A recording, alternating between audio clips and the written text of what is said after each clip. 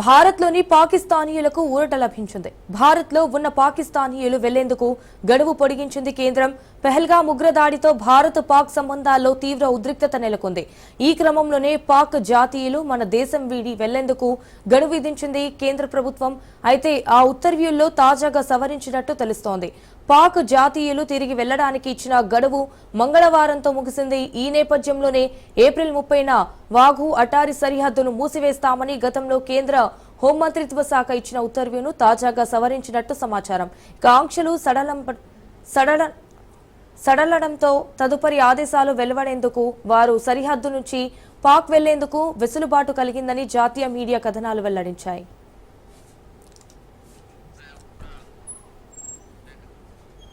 పెహల్గాం ఉగ్రదాడి నేపథ్యంలో భారత్ను వీడి వెళ్లాలని పాక్ భారతీయ జాతీయులను కేంద్ర ప్రభుత్వం ఆదేశించిన నేపథ్యంలో బుధవారం నాటికి మొత్తం 786 మంది వెళ్లిపోయారు. వారిలో 55 మంది దౌత్యాధికారులు, వారి డిపెండెంట్లు, సహాయక సిబ్బంది, 8 మంది పాకిస్తాన్ వీసాలున్న భారతీయులున్నారు.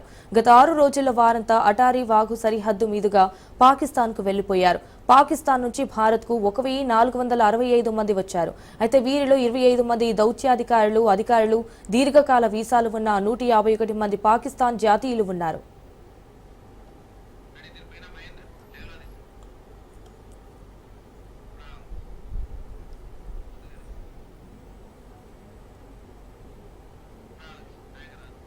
రైట్, ఇక ఇదే విషయానికి సంబంధించి మరిన్ని డీటెయిల్స్ మా ప్రతినిధి మహేందర్ లైవ్ లో అందిస్తారు.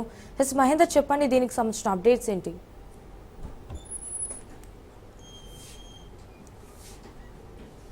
దక్షిణ భాగంలోనే వాళ్ళంతా కూడా ఉంటున్నట్టు తెలుస్తుంది. వారికి సరిపడా ఆహార సదుపాయాలను కూడా అక్కడ ఉన్నటువంటి వారు ఏర్పాటు చేస్తున్నట్టుగా కూడా తెలుస్తుంది. అయితే ఒకవైపు ఈ కాశ్మీర్ పహల్గాం దాడికి తామే బాధ్యత వహిస్తున్నామని చెప్పినటువంటి ఈ ముష్కర దాడి అంతా కూడా ఇప్పుడు తమకు సంబంధం లేదని చెప్తున్న పరిస్థితి కనిపిస్తుంది. సో మొత్తానికి ఈ పహల్గాం దాడి నేపథ్యంలో భారత్ చాలా కఠినమైన నిర్ణయాలు తీసుకుంటుంది పాకిస్తాన్ పైన. ఇప్పటికే పాకిస్తాన్ సింధు జలాల ఒప్పందం రద్దు చేసుకోవడంతో పాటు ద్వైపాక్షిక ఉన్నటువంటి ఒప్పందాలన్నీ కూడా రద్దు చేసుకుంటుంది. అలాగే ఇప్పుడు తాజాగా భారత ఎయిర్లైన్స్ ఏదైతే ఉందో గగనతలంపై కూడా పాకిస్తాన్ విమానాలను నడపకుండా నిషేధం కూడా విధించిన నేపథ్యం కనిపిస్తుంది. దీంతో పాకిస్తాన్కు బరికస్త ఆర్థికంగా ఇబ్బంది కలిగే అవకాశం అయితే కనిపిస్తుంది. సో మొత్తంగా అన్ని దారులు అంటే అష్టదిగ్బంధనం చేస్తూనే ఉంది ప్రభుత్వం. మరోవైపు పాకిస్తాన్ నుంచి ఆ భిన్న స్వరాలు వినిపిస్తున్నాయి. ఒకవైపు బీద ఏడుపులు ఏడుస్తూనే భారత్ పాకిస్తాన్ పైన యుద్ధం చేయడం సరికాదు, చర్చల ద్వారా మాట్లాడడం, ఒకవైపు ప్రపంచ బ్యాంకు అలాగే ఇతర దేశాల నుంచి మాట్లాడిస్తూనే మరోవైపు కవింపు చర్యలు బిగిస్తున్న పరిస్థితి. సింధు జలాల నేపథ్యంలో సయీద్ అఫీం ఏదైతే మాట్లాడు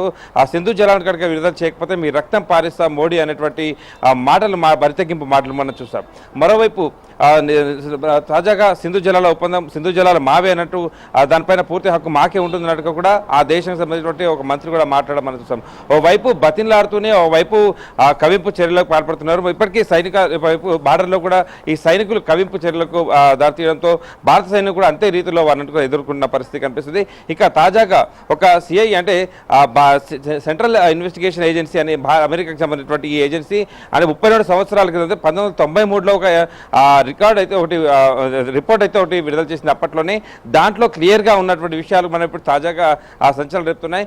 భారత్కు పాకిస్తాన్కు మధ్య ఒక యుద్ధం వస్తే అది కాశ్మీర్ అంశంలోనే వస్తుంది. ఒకవేళ భారత్ పాకిస్తాన్ యుద్ధం జరిగితే మాత్రం ఖచ్చితంగా భారత్ని ఎదుర్కొనే శక్తి సామర్థ్యాలు పాకిస్తాన్ వద్ద లేవు. అంత మేర ఆర్థికంగా వారు దిగజారిపోయి ఉన్నారు. ఖచ్చితంగా భారత్ పై చేయి ఉంటుంది. ఏదైనా సరే మేకపోతు గాంభీర్యం ప్రదర్శిస్తారు తప్పే వీళ్ళకు యుద్ధం చేసేంత సామర్థ్యం లేదు. ఇతర దేశాల నుంచి మద్దతు వచ్చే అవకాశం ఖచ్చితంగా ఉండదని అంటే 32 సంవత్సరాల క్రితమే ఈ రిపోర్టు చెప్పిందంటే అర్థం చేసుకోవచ్చు. పాకిస్తాన్ కేవలం మేకపోతు గాంభీర్యం ప్రదర్శించడం తప్ప ఎక్కడ కూడా యుద్ధానికి సిద్ధమయ్యలేదు. అందుకు తగ్గ ఆయుధాలు కావచ్చు, అదొక ఆర్థికంగా కానీ పాకిస్తాన్ ఎక్కడ కూడా సిద్ధంగా లేదు. మరోపక్క ఈ ఉగ్రదాడి నేపథ్యంలో భారత్ పాకిస్తాన్ పైన అనేక అంటే ఇప్పటికే చాలా వరకు కఠిన నిర్ణయాలు అయితే తీసుకుంది. మరోపక్క ఈ జామర్లు కూడా అంటే పాకిస్తాన్ నుంచి ఏవైతే ఉన్నాయో ఉన్నటువంటి ఎయిర్లైన్స్ కావచ్చు, అక్కడ ఉన్నటువంటి సంబంధించినటువంటి సాంకేతిక పరంగా ఏది కూడా పనిచేయకుండా జామర్లను కూడా ఏర్పాటు చేయడంలో ఇదంతా కూడా సిద్ధమవుతుంది ఉన్నటువంటి సైనిక అధికారులు. మరోపక్క ప్రధానమంత్రి మోడీ త్రివిధ దళాలకు పూర్తి స్వేచ్ఛను ఇవ్వడంతో రోజుకు అంటే ఏ రోజైతే త్రివిధ దళాలకు పూర్తి స్వేచ్ఛను ఇస్తామని భారత్లో విషయం వెలువడిందో అప్పటి నుంచి పాకిస్తాన్లో ఒక్కొక్కరుగా స్పందించడాలు మొదలు పెడుతున్నాం. ఇంటర్నెట్లో మనం చూస్తున్నాం, సామాజిక మాధ్యమాల్లో మనం చూస్తూనే ఉన్నాం. పాకిస్తాన్ ఈ యుద్ధాన్ని దేవుడే ఆపాలని సాక్షాత్ పాకిస్తాన్ చెందినటువంటి మంత్రులే చెప్పడం, అధికారులే చెప్పడం, ఇవన్నీ కూడా చూస్తాం. ఇక సయ్యద్ అఫీం ఎవరైతే ఉన్నాడో ఈ ఉగ్రదాడికి మొత్తం పాల్పడినవాడు ఉగ్రవాదికి రూపకల్పించిన సయ్యద్ అఫీం ఉన్నాడు. తనని జైల్లో వేశామని చెప్తున్నటువంటి పాకిస్తాన్ తనకు పూర్తిగా అక్కడ 4 గంటల భద్రతను కూడా ఇచ్చిందని తెలుస్తుంది. అంటే తనను ఉంటున్న ఒక రద్దీ ప్రాంతంలో ఉంచి తనకు 4 గంటల భద్రతను ఇస్తుంది. పూర్తిగా తనకు ఒక విఐపి ట్రీట్మెంట్ ఇస్తున్న పరిస్థితి కనిపిస్తుంది. ఇక్కడ క్లియర్గా అర్థమవుతుంది పాకిస్తాన్ ఉగ్రవాదులను పెంచి పోషిస్తుంది. ఉగ్రవాదుల అంటే వాళ్ళ ఆలోచనలతో పూర్తిగా వాళ్ళంతా కూడా నడుచుకున్న పరిస్థితి కనిపిస్తుంది. ఉగ్రవాదుల మాస్టర్ ప్లాన్తోనే మొన్న ఉగ్రదాడికి పాల్పడింది అనేది కూడా క్లియర్గా అర్థమవుతున్న పరిస్థితి. ఏదైతే సయ్యద్ అఫీం ఉన్నాడో అతని పైన ఇప్పటికే అంతర్జాతీయంగా అమెరికా సైతం $10,000 నజర కూడా విడుదల చేసిన పరిస్థితి. అలాంటి ఉగ్రవాదిని పాకిస్తాన్ 4 గంటల భద్రతనిచ్చి మరీ అక్కడ తింపుతుందంటే అర్థం చేసుకోవచ్చు తన ప్రమేయం ఏ రకంగా ఉందో. అంటే తానే మాట్లాడతాడు, సింధు జలాలను ఆపేస్తే మాత్రం ఖచ్చితంగా పాకిస్తాన్ ఇండియా పైన దాడి చేస్తాం, మీ రక్తం పారిస్తామని అయితే స్టేట్మెంట్ ఇచ్చాడు. మరి ఇంత బహిరంగ స్టేట్మెంట్ ఇస్తున్నాడంటే ఇంకా తను జైల్లో ఉన్నాడని ఎలా అర్థం చేసుకోవాలని ఇప్పుడు అంతర్జాతీయ వ్యాప్తంగా పత్రికలు కూడా అదే ప్రచురంగా చేస్తున్నాయి. ఓవైపు అరెస్ట్ అయ్యాడు, జైల్లో ఉన్న వ్యక్తి స్టేజ్ల పైన ఇస్తున్న పరిస్థితి.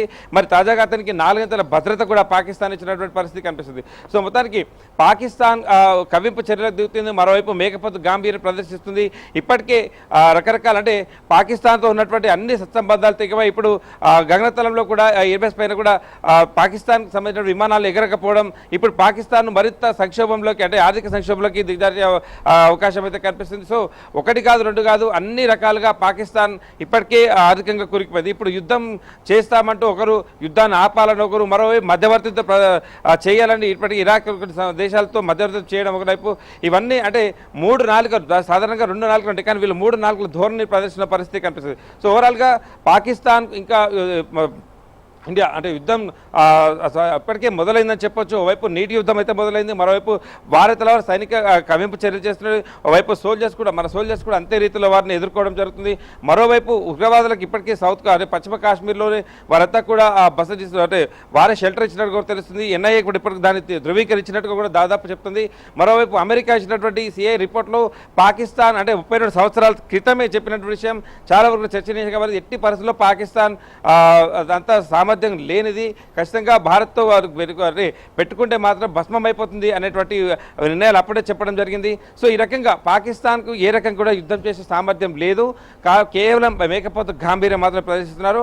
మరోవైపు ఇంకా 2-3 నెలల్లో అంటే పూర్తిగా ఈ నీటి సింధు జలాలను ఆపేయడంతో పాటు ఉన్నటువంటి ఆధారంగా ఉన్నటువంటి జలాశయాలన్నీ కూడా ఒక్కసారి వదలడంతో పాకిస్తాన్ ఇంకా ఎడారిగా మారేది కూడా పూర్తిగా సిద్ధమైనట్టు చెప్పుకోవచ్చు. సో ఓవరాల్గా అష్టదిగ్బంధనం దిశగా భారత్ పాకిస్తాన్ పైన ఉద్రవిస్తుంది. మరోపక్క పాకిస్తానీలు భారత్ను విడిచి వెళ్లాలనేటైతే నిన్నటి వరకు గడువు ఏదైతే ఉందో ఆ గడువు కాస్త మరింత పొడిగించారు. ఇప్పటికీ దాదాపు వేలాది మంది అంటే ఒక హైదరాబాద్లోనే 250 మంది అధికారికంగా బయటకు వచ్చిన పరిస్థితి కనిపిస్తుంది. ఇలా మొత్తం దేశవ్యాప్తంగా ఇప్పటికే 2,000 నుంచి 3,000 మంది పాకిస్తానీలు ఇక్కడ ఉంటున్నారంతా కూడా అధికారికంగా బయటకు వచ్చిన పరిస్థితి. సో ఇంకాస్త సమయం ఇస్తే మాత్రం ఖచ్చితంగా ఈ సంఖ్య మరింత పెరిగే అవకాశం కనిపిస్తుంది. సో రకంగా వాళ్ళకి ఊరట కూడా అనుకోవచ్చు, అంటే ఇక్కడే ఉంటే జైల్లో వేస్తారు కాబట్టి వారంతల వారే తమ స్వచ్ఛందంగా బయటకు వస్తూ పాకిస్తాన్కు వెళ్ళిపోతున్న పరిస్థితి కనిపిస్తుంది. సో ఇలా అన్ని విధాల భారత్ పూర్తిగా కఠిన నిర్ణయాలతో పూర్తిగా భారత్కు అంటే ఏ రకంగా కూడా ముప్పు వాటిలో కూడా భారత పౌరులకు ఏ రకంగా ముప్పు వాటిలో కూడా యుద్ధాన్ని ఎలా చేయడానికి అన్ని సిద్ధం చేసినట్టు కూడా